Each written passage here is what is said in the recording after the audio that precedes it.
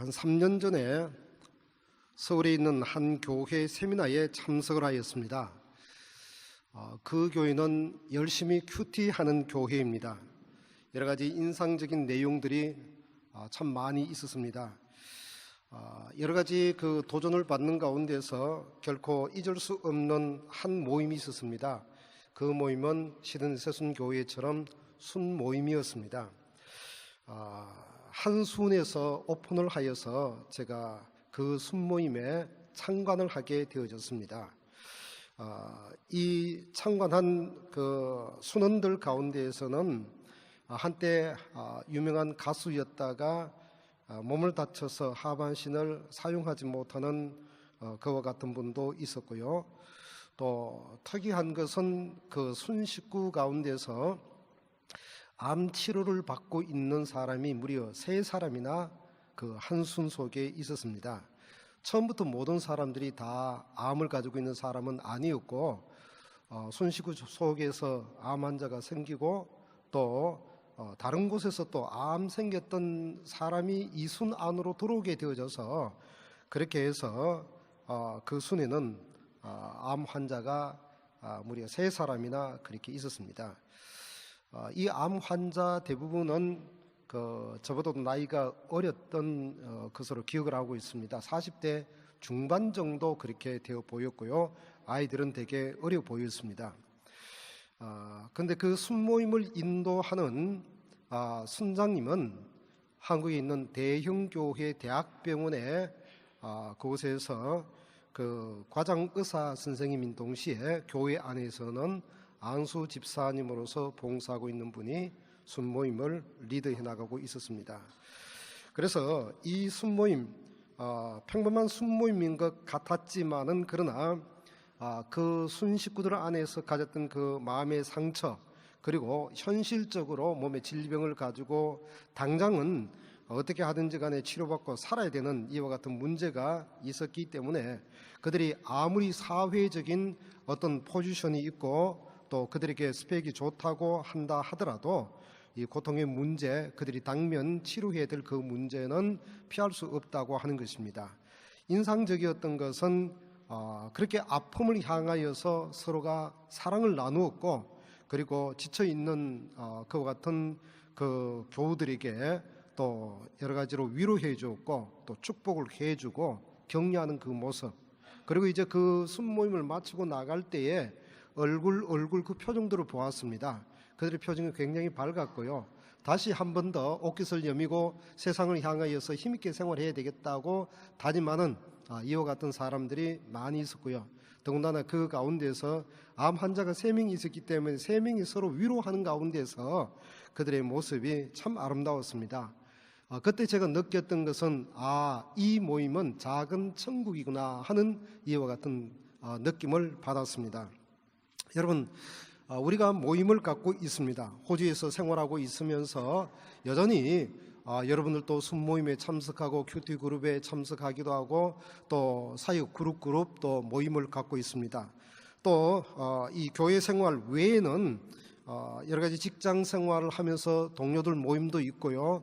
또 심지어는 이민 올 때 비행기 같이 타고 왔다고 하여서 또 이민 동기도 없지 않아 있지 않습니까? 그런 모임을 갖고 있는 사람도 있다고 하는 것입니다.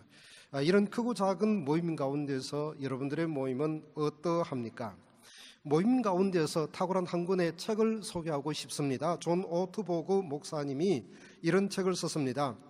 선택의 훈련이라든지 평범한 이상의 삶이라든지 이런 좋은 책도 남겼지만은 그러나 우리는 만나면 힘이 납니다 하는 책을 이렇게 썼습니다. 따라서 해봅니다. 우리는 만나면 힘이 납니다. 자, 옆에 있는 분 같이 눈 쳐다보면서 손잡아주면서 우리 만났으니 힘이 납니다. 그렇게 한번 해보시기 바랍니다.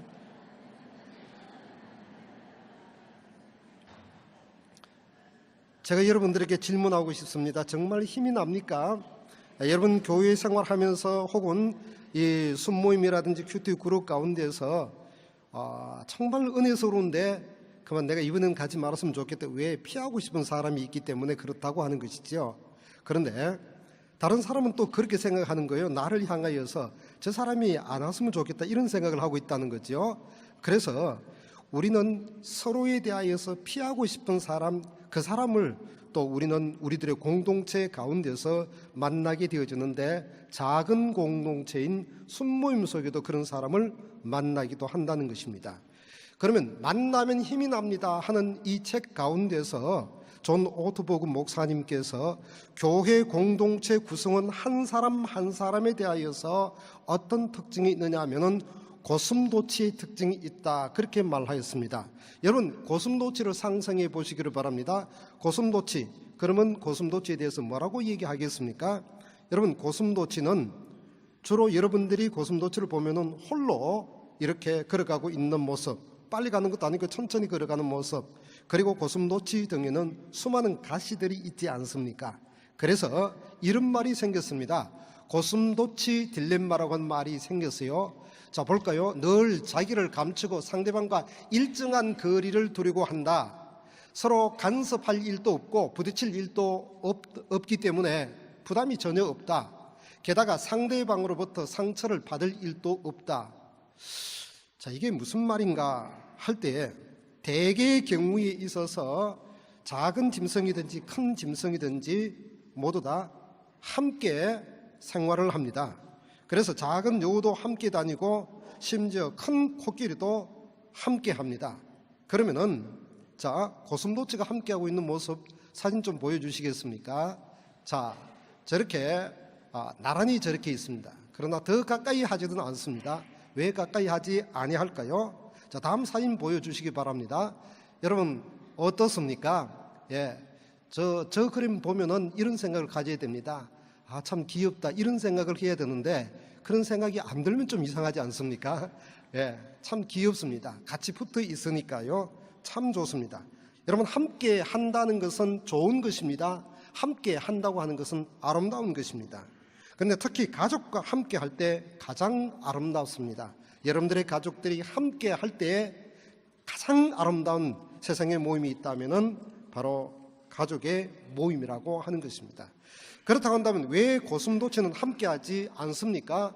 앞서서 여러분들이 고슴도치를 보았지만은 가시 때문에 그렇습니다. 특히 이 북미 지역에 있는 고슴도치는 몸에 약 3만 개의 가시가 있다고 합니다. 그러면은 고슴도치가 춥기 때문에 다가가면 다가갈수록 서로에게 상처를 남긴다는 거죠. 그래서 가면 찔리니까 고슴도치는 더 이상 가까이 가지 않습니다. 그러면 이런 생각을 갖게 됩니다. 고슴도치의 가시가 치명적인가? 여러분, 치명적일까요? 치명적이지 아니할까요? 우선 그림을 좀 보았으면 좋겠습니다. 자, 뒤에 어떤 짐승이 있습니까? 상상하시기를 바랍니다. 그리고 한번 먹어봐야 되겠다고 생각을 하겠지요. 먹잇감을 발견한 것입니다. 다음 사진을 보여주시기를 바랍니다.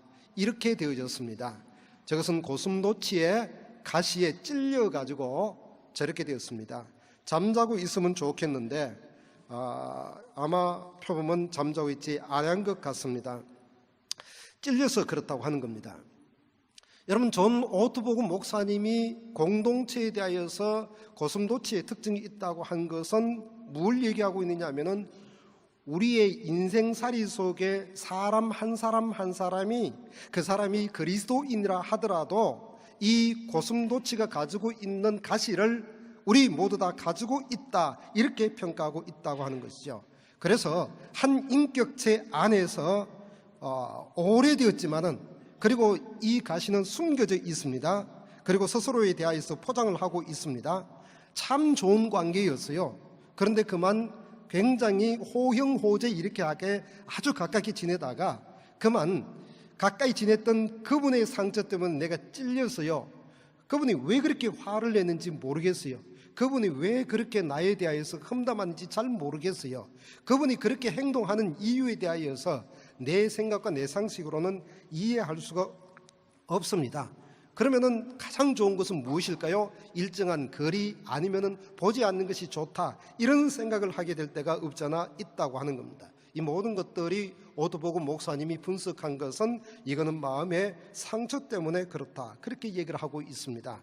그러면은 가시와 같은 이 상처, 때로는 우리가 살면서 거부를 당하기도 하고 분노를 터뜨리기도 하고 또 더 나아가서 경멸을 당하기도 하고, 이런 여러 가지 가시가 나를 찌르기도 하고 상대편을 찌르기도 하고 가족을 찌르기도 하고 이웃을 찌르기도 그렇게 하는 것입니다. 그래서 우리는 아름다운 공동체를 이루어됨에도 불구하고 적당한 간격을 유지하거나 아니면 피하거나 아니면 홀로 신앙생활을 하게 되는 이런 현상들이 생기게 되어지는 것입니다.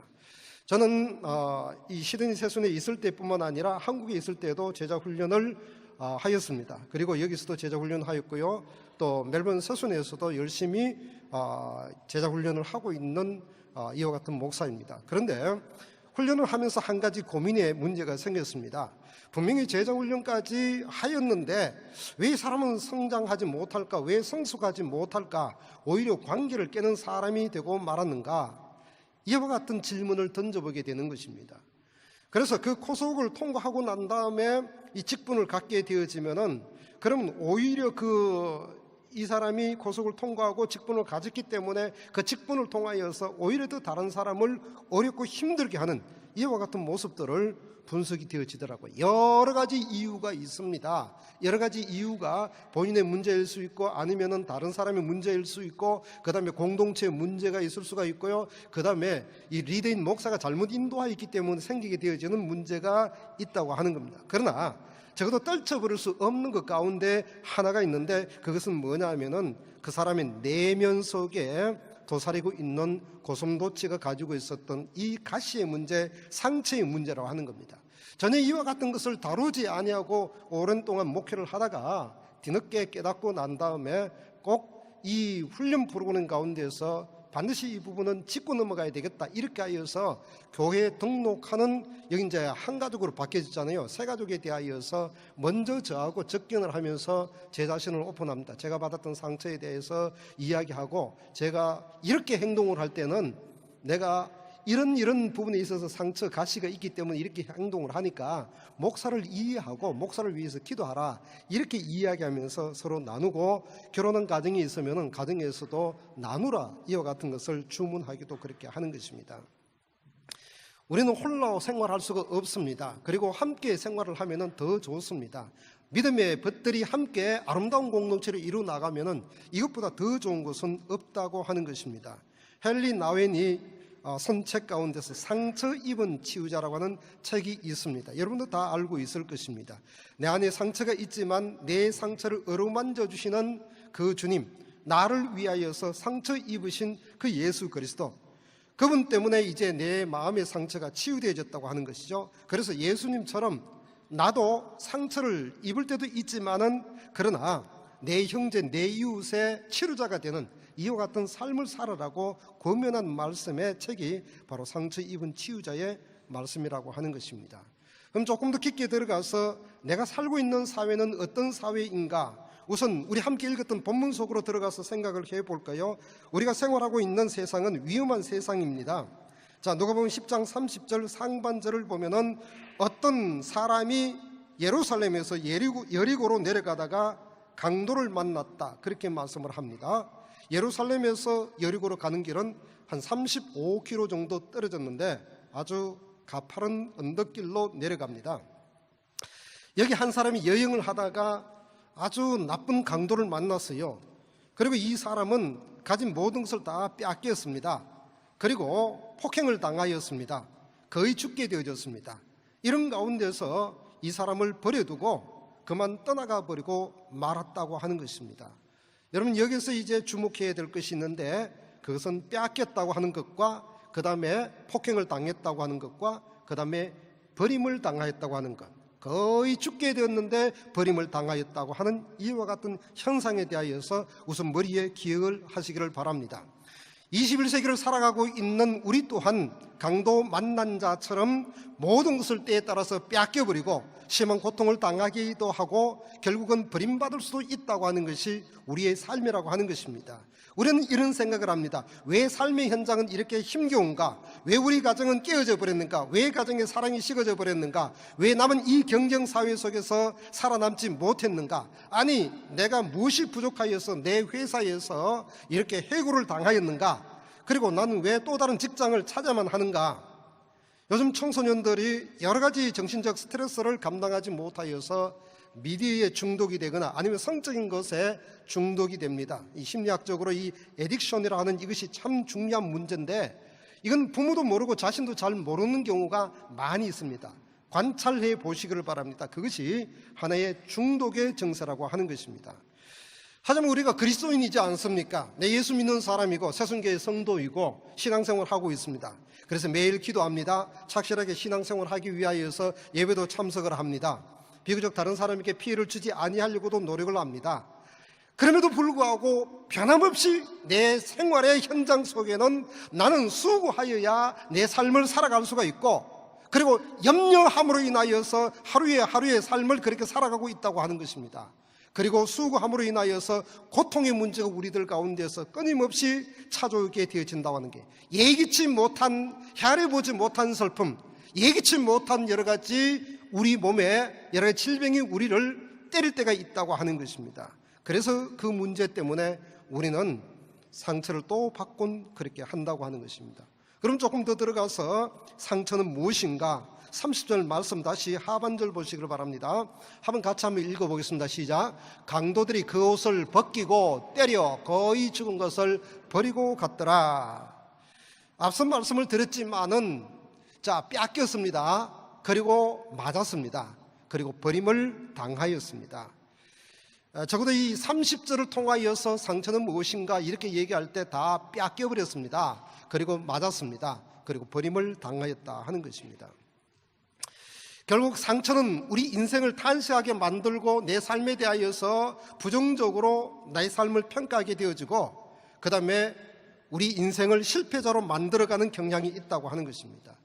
문제는 나의 상처를 통하여서 나만 고통을 당하는 것이 아니라 내 가정과 내 이웃과 그리고 심지어 교회 공동체에 불행하게 만드는 그 요소를 내가 제공할 때가 있다고 하는 것입니다. 때로는 외부와 담을 쌓고 삽니다. 밀폐된 공간에 갇혀서 생활하기도 하는 것입니다.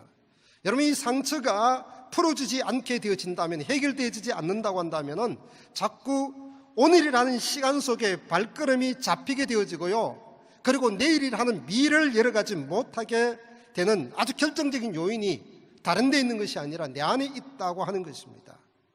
그래서 때로는 이 마음의 상처가 심리학적인 표현을 하게 되어질 때, 때로는 불안감으로, 때로는 우울증으로, 때로는 소외감으로, 때로는 나 자신에 대하여서 무가치함으로, 때에 따라서는 열등감으로, 때에 따라서는 분노의 감정으로, 때에 따라서는 강박감으로, 때에 따라서는 불신을 하게 되어진다든지 공포를 느끼게 되든지 이런 다양한 형태로 나타날 수가 있다고 하는 것입니다. 그러니까 내가 어떤 경우에서는 불안하기도 하고 분노를 터뜨리기도 하고 강박관념 가운데서 의심하기도 하고 이런 현상들이 나타나게 되어진다 하는 것이죠. 왜 그럴까요? 버림을 당하였습니다. 왕따를 당하였습니다. 멸시를 당하였습니다. 상처를 받았습니다. 남에게 맞았습니다. 이유 없는 폭력을 당하였습니다.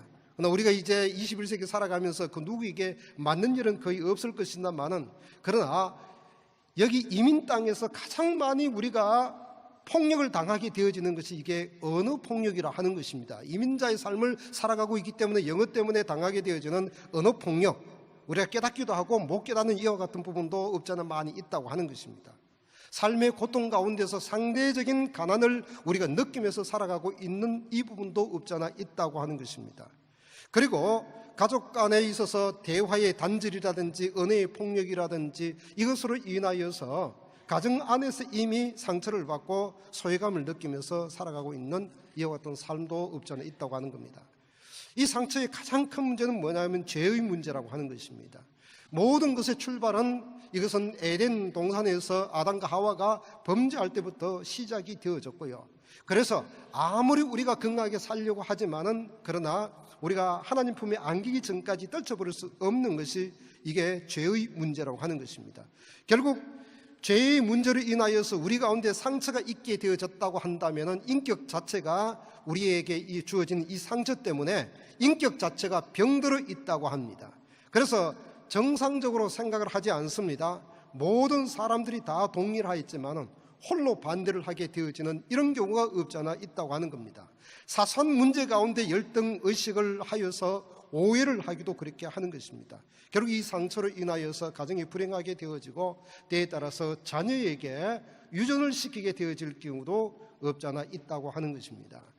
제가 몇 주 전에 청년부에 이제 설교를 한 적이 있습니다. 이 청년부에 들어가서 청년들이 이게 모여 있는 가운데서 그 아버지에게 상처받은 사람 있지요 이렇게 얘기를 딱 하니까 한 명이 예 이렇게 얘기하더라고요. 그 녀석이 누구게요? 저희 첫째 아들이었어요.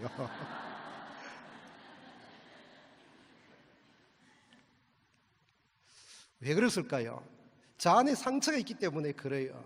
가난하였던 그 어려운 상황 속에서 늘 약주를 하시는 그 아버지 밑에서 오직 벗어날 수 있고 해결받을 수 있는 유일한 길은 그건 열심히 하는 그것밖에 없다고 생각을 한 것입니다.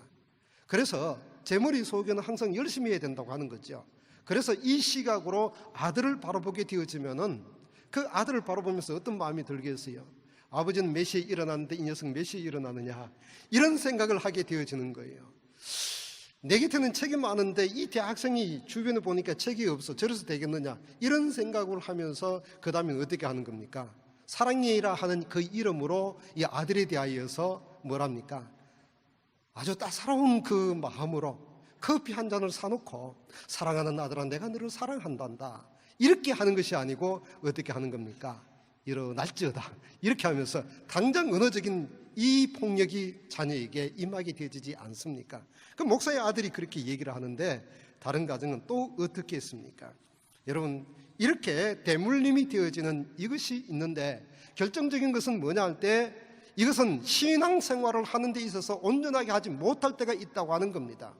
결국 공동체의 생활은 이것은 함께 더불어서 신앙생활하는데 나와 하나님과의 관계가 문제되어지기도 하고 그 다음에 우리의 문제가 되어지기도 하는데 더 큰 문제는 뭐냐 하면은 이런 마음을 가지고 살아가는 내 마음속에 사단이 공격을 한다고 하는 거죠. 불안하여 하는 내 마음을 공격합니다. 강박증에 사로잡혀 있는 나를 공격하게 되어 있다는 거예요. 분노의 마음을 가지고 있는 나를 사단이 공격하게 될 때가 있다고 하는 거예요. 어떻게 해야 되겠습니까? 이런 문제를 가지고 내 삶의 현장 가운데서 내가 여전히 믿음 생활하고 있는 이런 삶을 살아가고 있다고 하는 것이죠. 결국 주님께서 우리들에게 요구하고 있는 말씀이 있습니다. 그것은 상처받은 자의 이웃이 되라고 그렇게 말씀을 하고 있습니다. 주님의 처방전이기도 합니다. 누군가 도와줘야 되는데 마침 한 제사장이 그 길로 내려가다가 그를 보고 피하여서 그냥 지나가고 말았습니다. 그래서 제사장이 그 길로 내려가다가 그를 보고 피하여 지나갔고 이렇게 말씀을 하고 있고요.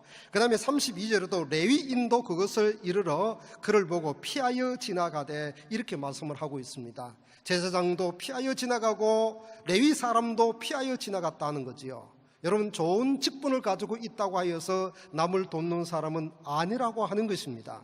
도울 수 있는 사람이 따로 있다고 하는 것입니다. 피하여 가는 사람이 있는 반면에 돕는 사람이 있다고 하는 것입니다. 여러분, 순 가운데서 돕는 사람이 있을 것입니다. 그리고 피하여 가는 사람도 없지 않아 있을 것입니다. 그럼 돕는 사람은 성경 속에 누구입니까? 알고 있다시피 여기에 사마리아 사람이지 않습니까? 이름도 기록되어지지 않습니다. 한 사마리아인이다 이렇게 무명의 한 사마리아 사람, 이 사람은 유대인들에 의하여서 사마리아 사람들은 이 사람들은 피해의식을 가지고 있었던, 다시 말하면 상처를 가지고 있는 사람이었다 이렇게 말합니다. 근데 이 상처난 이 사람이 지금 강도 만난 사람을 향하여서 그를 이제 데리고 가서 여호관에 데려다 주고 그리고 거기에 기름과 포도주를 붓고 싸매고 나귀에 태워서 주막집에 데리고 가서 그를 지극히 돌봐주라고 그렇게 말하고 심지어 내가 돌아올 때까지 돌봐주라고 얘기하면서 비용이 더 들어가면은 내가 지불하겠다 이렇게 말씀을 하였습니다. 주님 말씀하였어요. 여기 율법학자에게 강도 만난 자의 이웃이 누가 되겠느냐 이 질문을 하였을 때 자비를 베푼 자이다 이렇게 말씀하였을 때 예수님께서 그러면 너도 가서 이와 같이 하라고 그렇게 말씀을 하였습니다. 세상을 살아나가다 보니까 상처를 주는 사람이 있는 반면에 상처에 대하여서 다른 사람의 아픔에 대하여서 무관심한 사람들이 있고요, 그 다음에 자기에게 상처 있는데 자기도 상처를 받았어요. 그럼에도 불구하고 다른 사람을 위하여서 치료해주고 도와주면서 그렇게 살아가는 사람이 있다고 하는 겁니다. 여러분들은 어디에 속하여 있습니까? 그리고 여러분들은 어디에 속하기를 원하고 있습니까? 여러분, 먼저 여러분 자신이 치유받은 경험을 갖게 되어지기를 바랍니다. 우리는 먼저 나 자신의 상처에 대하여서 치유를 받도록 그렇게 해야 할 것입니다. 저도 제 자신을 많이 돌아봅니다. 내 안에 있는 자아는 건강한 영성을 가지고 있는가? 나의 모습은 온전한가? 혹시 내가 내 안에 있는 선뿌리를 통하여서 교인에게, 우리 성도들에게 내가 잘못되어진 방법으로 내가 다가가고 있지는 아니한가? 이런 부분을 갖다가 자꾸 생각을 하게 되어지는 것이죠. 그래서 먼저 생각을 해야 될 부분이 있다고 한다면은 이것은 나 자신을 먼저 하나님 앞에 내어놓고 점검을 해야 된다고 하는 것입니다. 상처 입은 상태로 자신을 학대를 하면은 절대로 안 되는 것입니다. 그리고 상처 입은 것에 대하여서 불행이라고도 생각을 하지 않게 되어지기를 바랍니다. 자신에 대한 연민의 정에서 빠져나와야 됩니다. 그래야만 건강하게 되어집니다. 신정호성은 풀잎에도 상처가 있다라고 하는 이 책을 통하여서 상처 많은 꽃잎들이 가장 향기롭다, 그렇게 이야기를 하였습니다. 인생을 살아나가면서 상처받지 않은 사람이 아무도 없다고 하는 것입니다. 그런데 상처받은 사람 가운데 크게 상처받은 사람이 있는데, 이 크게 상처받은 사람에 대하여서 평가하기를 상처 많은 꽃잎들이 가장 향기롭다, 그렇게 말씀을 하고 있습니다. 그 상처가 가시가 되어서 다른 사람을 찌르게 할 것이냐, 아니면은 상처가 많기 때문에 다른 사람에게 더 향기를 나타낼 수 있는가, 이것은 우리에게 달려 있다고 하는 것입니다. 그러기 위해서 우리가 먼저 어떻게 해야 될 것이냐 할 때 사랑을 많이 받으면 되는 것입니다. 저는 시골의 경우에 따라서 그립기도 그렇게 합니다. 제가 태어났던 그곳에 가끔씩 이제 가보기도 하지만은, 그러나 구글 맵을 통하여서 동네가 어떻게 바뀌었는가 그것을 살펴보고 제가 살았던 그 동네를 살펴보면 그렇게 합니다. 왜냐하면은 제가 어린 시절에 동네 사람들이 저에게 너무 잘해 주었거든요. 그래서 그때는, 어린 시절에는 제가 잘나서 그런 줄만 알았어요. 전 그렇게 자라났어요. 동네 사람들이 너무 사랑을 많이 베풀어 줘서 나중에 성인이 되어져서 알았어요. 그 이유는 엄마가 잠깐 가출한 사이에 동네 사람이 저를 케어했기 때문에 그래요. 그게 한 2, 3년 정도 됐기 때문에 그래요. 그래서 이 동네 사람들이 저를 볼 때마다 불쌍히 여기는 마음이 있잖아요. 그래서 저한테 잘해줬는데, 전 제가 잘난 줄 알고 그렇게 의지되면서 그 시골 동네에서 그렇게 살았거든요. 제가 말씀을 드리고자 하는 것은, 그것은 뭐냐면은 따뜻한 사랑, 그것 때문에 저의 성품은 그 어릴 때 상처 속에서 자라났지만 그러나 다른 사람에 비해서 밝다고 하는 것을, 죄송합니다, 말씀드리고 싶습니다. 여러분, 사랑을 받으면서 충분한 사랑, 상처보다 더 넘치는 충분한 사랑, 이것이 우리에게 꼭 필요하고요. 그다음 가장 중요한 것이 있는데, 그게 뭐냐면은 하나님으로부터 받는 그 은혜가 있어야 된다고 하는 겁니다. 내가 받던 그 이 상처 속에 하나님의 은혜가 넘쳐 흐를 수 있어야 된다는 거죠. 상처보다도 더 깊은, 나를 위하여 십자가에 못 박혀 돌아가신 그 주님의 사랑, 그것이 날마다 나 안에서 넘쳐 흐르는 이와 같은 은혜가 내 안에 있어야 된다고 하는 것입니다.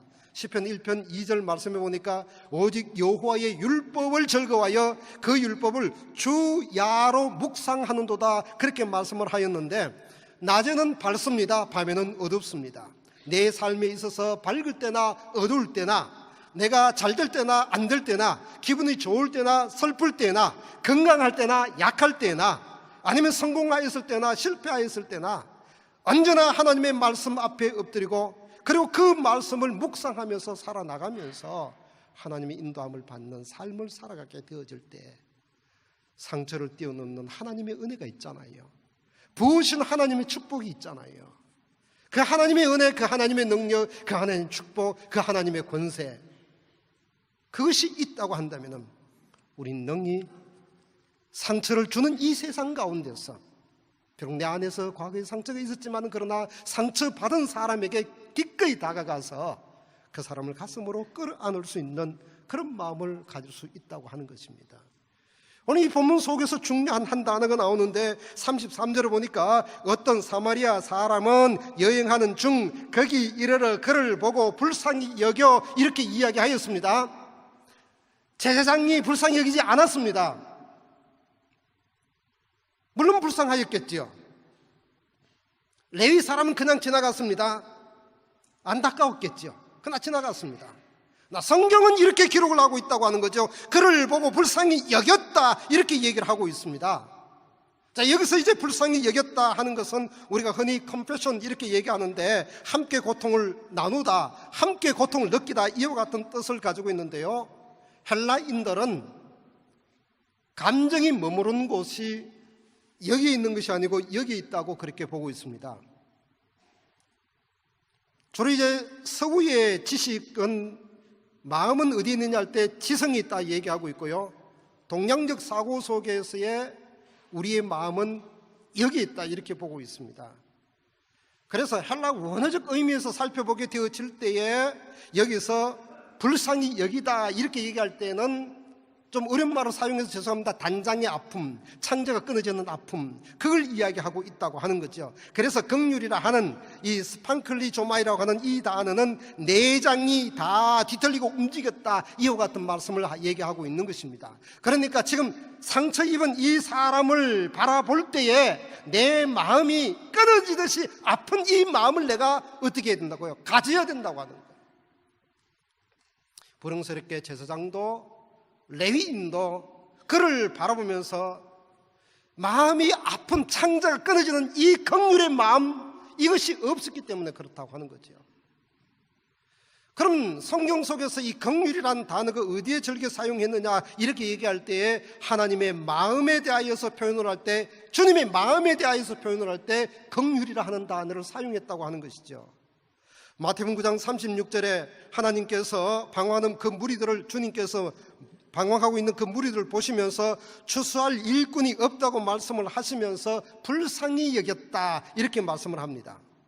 마태복음 14장 14절에는 베세다 광야로 나오는 무리들을 바라보면서 연민의 정을 느끼면서 불쌍히 여겼다 말씀하였어요. 마태복음 20장 34절에 여리고로 지나가다가 소경이 우리를 불쌍히 여겨달라 이렇게 하였을 때 불쌍히 여기사 저희 눈을 만지시며 고쳐주셨다 이렇게 말씀을 합니다. 여러분, 불쌍히 여기다 하는 것은 하나님의 마음입니다. 그리고 주님의 마음입니다. 하나님의 성품, 주님의 성품, 이 성품을 우리가 가지고 있을 때에 비로소 우리는 그에게 다가가서 그 상처 입은 사람을 내 가슴으로 끌어안을 수 있다고 하는 것입니다. 놀라운 것은 뭐냐면은 내가 상처 입은 사람에게 다가갔을 때에 내가 건강하게 되어진다고 하는 것입니다. 남의 상처를 치유해 줄 때 나의 상처도 치유되고 나는 회복될 수 있다고 하는 겁니다. 상처로부터 벗어날 수가 있다고 하는 것입니다. 누가복음 10장 34절 말씀에 가까이 가서 기름과 포도주를 그 상처에 붓고 싸매고 자기 짐승에 태워 주막으로 데리고 가서 돌보아 주니라 말씀하였어요.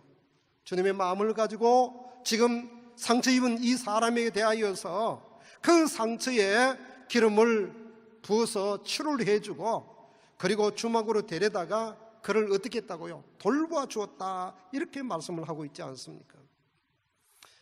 분명히 상처난 사람을 돌아보는 것 그리고 치료해 준다고 하는 것은 그 사람의 상처 때문에 내 가슴이 찔릴 때가 있다고 하는 겁니다. 그래서 상처난 사람에게 다가가는 것은 일종의 희생이고 이것은 손해보는 것과 같은 것입니다.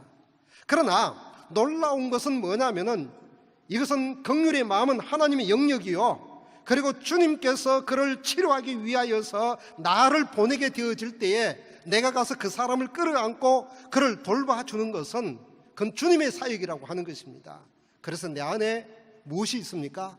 예수님의 권세가 있고 주의 능력이 나타나게 되어지고요, 하나님의 은혜가 임하게 되어지는 이 축복의 역사가 있게 되어진다 하는 것입니다. 여러분들의 공동체는 어떠합니까? 치료하는 공동체가 되어지기를 바랍니다. 수년 전에 이동훈 목사님께서 시드니 새순교회에 오셔서 시드니 새순교회 수양관에서 영성 집회 하셨죠? 몇 년 전에 하셨어요. 기억나시죠? 예, 기억난다고 하세요. 그 영성 세미나의 주제는 뭐냐면은 치유 세미나였어요. 제가 그때 온 것이 아니고요. 여기 부목사님 차를 잠깐 탄 적이 있었어요. 근데 이 차에 이동훈 목사님의 테이프 그 가운데 꽂혀 있어요. 그래서 제가 좋아서 내 좀 빌려달라고 했어요. 나 좀 듣고 나도 은혜 좀 받고 돌려주겠다 하니, 그래서 그때 그 목사님이 목사님 그냥 가지세요 이렇게 얘기하시더라고요. 그래서 제가 얘기를 했어요. 목사님 나머지 부분도 좀 찾아서 저한테 주었으면 좋겠습니다. 아직까지 소식이 없습니다. 근데 기억나는 것은 뭐냐면은 이런 말이에요. 자, 테이프 속에서 이동훈 목사님이 가장 좋은 치유 환경, 그것은 상담소가 아니라 목회를 하면서 나의 결론은 교회 공동체의 소그룹이다, 이렇게 결론을 내렸어요. 다시 얘기합니다. 한 상처난 사람을 치유할 수 있는 공동체는 상담소가 아니고 바로 교회 안에 작은 소그룹 모임이다, 이것으로 결론이다, 이렇게 말씀을 하시더라고요. 은혜를 많이 받았습니다. 그리고 이동훈 목사님 말씀하신 이 부분에 대하여서 동의합니다. 얼마 전에 이제 그 상처에 대해서 이규현 목사님 쓰신 책도 있어요. 그 책을 읽어보다 그 안에도 상처를 치유하는 가장 중요한 장소는 그것은 다름 아니라 소그룹 모임이다, 그렇게 적혀 있어요. 여러분, 마태복음 10장 1절 이 인용한 구절이 적절한지 모르겠습니다만은 예수께서 그 12제자를 부르사 더러운 귀신을 쫓아내며 모든 병과 모든 약한 것을 고치는 권능을 주시니라. 예수님의 소그룹 모임은 12명의 공동체였고, 이 12명의 공동체 속에 예수님께서 하늘로 승천하고 난 다음에 이 12명의 공동체가 중심이 되어져서 결국은 예루살렘을 변화시키고 나아가서 세계 선교의 기초적 아주 초석의 역할을 하지 않았습니까? 중요한 것은 어디로부터 시작이 되어졌다고요? 예수님께서는 소그룹 모임의 가치를 충분히 아시기 때문에 예수님께서 12명을 데리고 3년 동안이나 동고동락을 했다고 하는 것입니다. 그렇다고 한다면은 여러분들의 공동체 가운데서, 특히 여러분들의 그 순모임 가운데서, 큐티 모임 가운데서, 여러분들이 만나는 이 그룹 모임 가운데서 여러분들의 모임은 어떠합니까? 저는 이제 호주에 왔느냐 할 때 2001년도 12월 16일 주일이었어요. 호주로 왔으면 좋겠습니다라고 하는 그 초대는 2001년도 초였어요. 굉장히 망설였어요. 저는 호주로 안 가겠습니다. 저희 특징 가운데 하나가 장로님 버티기 안 가려고 하는 그런 게 있었습니다. 그런데 그때 시드니 새순교회 홈페이지, 지금처럼 이렇게 좋지는 않았습니다만은 이 홈페이지 가운데서 제가 지금 기억하고 있기로는 블랙타운의 어느 한 순에서 순모임에 대하여서 그것을 이제 영상으로 찍어가지고 올려놓은 그 영상이 홈페이지 안에 올라와 있어요. 제가 한국에서 보지 못하였던 소그룹 모임이었어요. 그러면서 그 소그룹 모임을 영상으로 보면서 이야, 대단하다, 이렇게 아름다운 공동체가 있는 곳이 시드니 새순교회였구나. 물론 제가 와서 더 많은 아름다운 것을 참 많이 시드니 새순교회를 통하여서 보았습니다. 여러분들 안에는 아름다운 공동체가 있다고 하는 겁니다. 아름다운 소그룹의 모임이 있다고 하는 겁니다. 그러나 제가 이 말씀을 드리는 것은 다시 한번 생각을 해보라고 하는 것이죠. 아픔을 가지고 있는 성도들이 있고, 이민생활 가운데 고통을 당하고 있는 성도들이 있고, 교회 때문에 상처를 받았던 성도들도 없지 않아 있다고 하는 겁니다. 또 이런 가운데서 경험을 한 사람들이 있지 않습니까? 이제는 내가 치유를 받아서 연약한 사람 붙잡아줄 수 있는 위치에 있는 사람. 저도 멜번에서 있으면은 어느덧 붙잡아준 위치가 되어버리고 말았습니다. 늘 언제나 선배 목사님 보고 저 어떻게 했으면 좋겠어요 상담을 하였는데 지금은 입장이 바뀌어져 버리고 말았어요. 후배들이 많아요. 그래서 나도 힘들었단다, 나도 아파봤단다, 나도 이와 같은 것을 겪어보았단다, 같이 기도하자, 같이 힘내자, 이렇게 하면 위로가 전달이 되어지고요. 그리고 다시 한 번 더 옷깃을 여미고 다시 목회 현장으로 뛰어가는 후배들이 없잖아 있다고 하는 것입니다. 오늘 말씀을 맺도록 하겠습니다. 누가 상처 입은 자의 이웃이 되겠느냐, 이 질문을 36절에 하였습니다. 너희 생각에는 이 세 사람 중에 누가 강도 맞는 자의 이웃이 되겠느냐? 율법교사가 얘기를 합니다. 자비를 베푼 자인다. 예수님께서 말씀하시면서 너도 이와 같이 하라 이렇게 말씀을 하였거든요. 그럼 여러분들이 37절에 너도 이와 같이 하라고 하는 여기에 밑줄을 치시고요. 그리고 다시 이 비유의 말씀을 하기 전에 앞에서 율법교사가 예수님을 시험하고자 어떻게 하면 영생을 얻겠습니까? 이 질문을 던졌고, 던진 이 질문에 대하여서 예수님께서 답을 하기 위하여서 질문을 던지지 않습니까? 주 너희 하나님을 사랑하라, 그리고 내 이웃을 내 몸과 같이 사랑하라. 이 말씀을 이 율법교사가 하게 되어졌을 때에 예수님께서 28절에 이렇게 말씀을 하였어요. 너희의 대답이 옳도다. 이를 행하라, 그리하면 살리라, 이렇게 말씀을 하였어요. 그러니까 여기에서 누가복음 28장 8절에서 이를 행하라 말씀을 하고 있고요. 그리고 사마리아 비유 말씀을 통하여서 이와 같이 하라 이렇게 말씀을 하였어요. 앞에서 하나님을 사랑하라, 이웃을 사랑하라 하면서 이와 같이 하라 말씀하였고, 비유 말씀을 하면서 이와 같이 하라 말씀을 하였고, 이 말씀을 하면서 그러면 살리라 이 말씀을 했다고 하는 거예요. 어떻게 영생을 얻겠습니까? 이 말씀을 하였는데 예수님께서 이 말씀을 해놓고 난 다음에 그러면 살게 될 것이다, 살게 된다, 이렇게 말씀을 합니다. 상처로 인하여서 죽는 것이 아니라 너 이렇게 하게 되면 살게 되는 거야, 이 말씀을 하고 있다고 하는 거지요. 여러분, 이 땅에 살아가면서 살아가야 되지 않겠습니까? 물론 영원한 생명을 향하여서 우리가 살아가야 되겠습니다만은, 그러나 이 땅에서 살아가야 되지 않겠습니까? 어떻게 내가 살아가야 되겠습니까? 그리고 상처난 공동체 가운데서 어떻게 하면은 시든 새성교회가 다시 활짝 살아날 수 있겠습니까? 오늘 말씀을 통하여서 강도 만난 자의 이웃이 되라고 말씀하면서 하신 말씀이 너도 이와 같이 하라, 그리하면 살 것이다, 이 말씀을 하였어요. 할렐루야. 도전을 하겠습니다. 상처를 받아도 공동체를 절대로 떠나지 마십시오. 이때는 아멘을 하십시오. 자신의 아픔을 함께 아파할 수 있는 멘토를 찾으십시오. 그러면 반드시 곁에 있을 것입니다. 얼굴에 화장을 하지 않아도 용납할 수 있는 친밀감을 유지하십시오.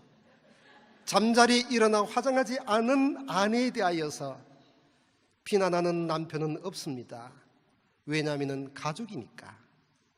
가족과 같은 공동체가 되십시오. 돌을 던지지 마세요. 신학적인 문제, 영적인 잣대를 가지고 돌을 던지고자 하는 유혹을 떨쳐버리게 되어지던 유혹을 던져버리기를 바랍니다. 내가 아팠던 것처럼 이 사람도 아파할 수 있기 때문에 그렇습니다. 관계의 지수를 높이기를 바랍니다. 지능의 지수가 높다고, 그리고 감정의 지수가 높아지듯이 관계 지수도 높아야 되는 것입니다. 어떻게요? 경청하면 된다고 하는 것입니다. 그리고 용서하시기를 바랍니다. 상처 준 아버지를 용서하고요, 상처 준 성도들을 용서하시기를 바랍니다. 그리고 그럴 수밖에 없었던 나를 용서하시기를 바랍니다. 그다음 얘기합니다.